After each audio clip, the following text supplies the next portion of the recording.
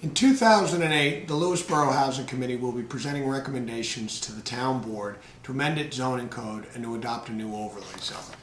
This new zone is designed to increase the availability of much-needed moderate-income housing.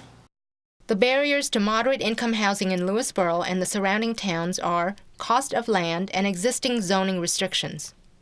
First, the high cost of land is a major barrier to moderate-income housing in our town, or any town in northern Westchester, the Ridgefield area, or southern Putnam County. In Lewisboro, a decent building lot of 2 to 4 acres would cost between $600,000 and $700,000, or well over $150,000 per bedroom. The current zoning code only allows one residence for one family on a piece of property, along with one possible accessory apartment for another family unit.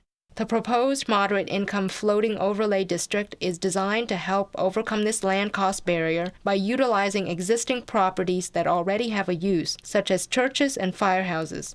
The second hurdle to moderate-income housing is our zoning ordinances. Presently, Lewisboro has only 3 modest multifamily zones which could accommodate moderate-income housing. Regretfully, all of these developments are built out except for a small section in Oak Ridge. Further, except for about 35 units in the Oak Ridge complex, all other multifamily units are for the most part beyond the reach of moderate-income families.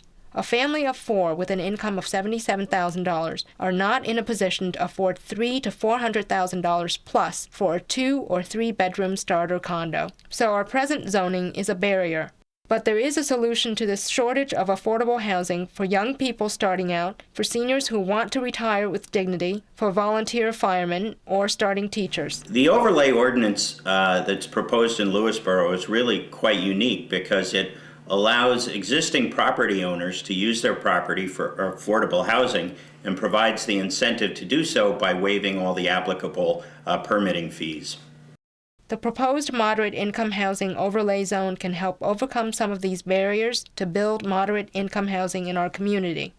The proposed ordinance would help by allowing property owners to build to the maximum residential density of their property without having to subdivide. The ordinance would also allow property owners to do so without suffering a reduction of their coverage permitted by their commercial or special permitted use. It's not good planning to apply the floating overlay zone to every piece of land in town. It has to be anchored by a set of very specific conditions. Lewisboro's proposed floating overlay zone has 3 property-specific restrictions that limit where it can be applied. First, the property must exist in either a commercial RB business district or a commercial GB general business district or a commercial CC20 campus commercial district. An example of this kind of property is the Golden Bridge Shopping Center.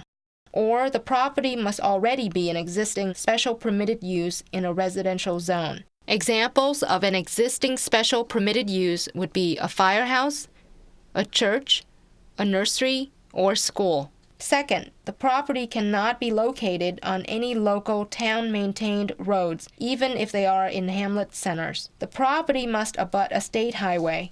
More specifically, Route 22 going north from Route 35 towards Golden's Bridge, Route 138 linking Golden's Bridge to Route 121, going south through Cross River and down into Bedford, Route 124 which comes north from Pound Ridge and connects to Route 35. Route 35, which runs west to east from I-684 through the center of Lewisboro towards Ridgefield, Connecticut. And finally, Route 123, which runs north from New Canaan through Vista and up to where it links with Route 35. Here's an example of how this highway restriction applies. Meadow Pond School and Increase Miller School both meet the criteria of being special permitted uses in a residential district, and they both abut a state highway. But Lewisboro School does not qualify for the overlay zone because it does not abut a state highway. A third restriction that applies to the proposed floating overlay zone is that the specific property must be at least twice as large as the minimum lot size permitted in the residential zone where it's located. So, for example, if a property exists in an R2 acre zone and on a state highway, it must be a minimum of 4 or more acres in order to qualify for the overlay zone. So even though the Goldens Bridge Firehouse exists on a state highway and is a special permitted use in a residential neighborhood, the property is not large enough to meet the third requirement. There is a fourth restriction if an owner wants to anchor the floating zone to a piece of property. They must commit to renting their affordable housing units for no more than the rent levels which are established yearly by the Department of Housing and Urban Development, and they must do so for a minimum period of 20 years. There are also restrictions that must be met by the tenants. The tenants must not make more than the income levels also established by HUD, and they must meet certain preferences established by the town of Lewisboro or by the property owners under the super preference clause of the proposed ordinance. Density.